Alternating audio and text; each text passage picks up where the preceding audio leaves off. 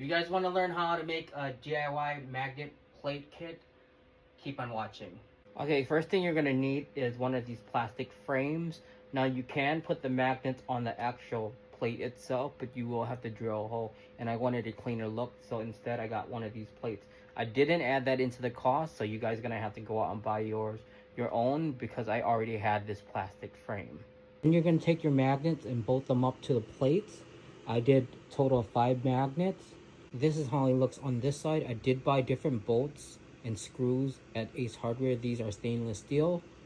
So now I'm going to show you visually how it looks sandwiched together. Obviously, my hand is the actual bumper, and this is the front of the bumper, and this is the back. So we just sandwich 3 magnets like that.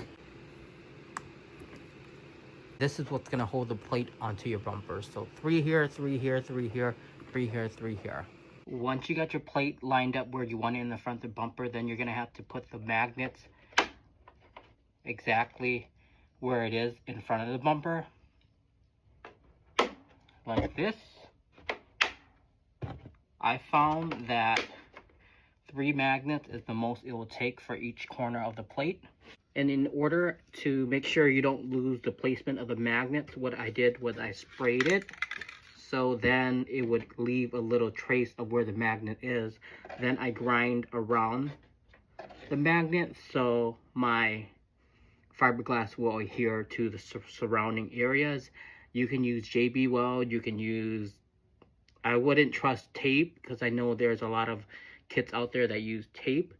It might hold with tape, but I'm using fiberglass resin for that extra security.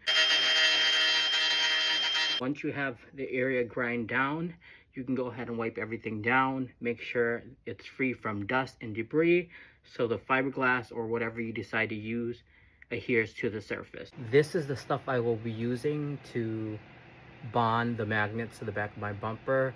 If you have a plastic bumper, I think you'll be fine with like some Gorilla duct tape. I'm not 100% sure. You can use JB Weld, plastic weld. I'm using this because this is what I have. Alright guys, this is how it's looking. Doesn't look the greatest. This is not a show card. No one's going to see the back of my bumper.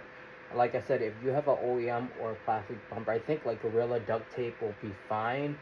But this is how I chose to do it because I don't want that area about, hey, if the tape gets loose and I lose my plate.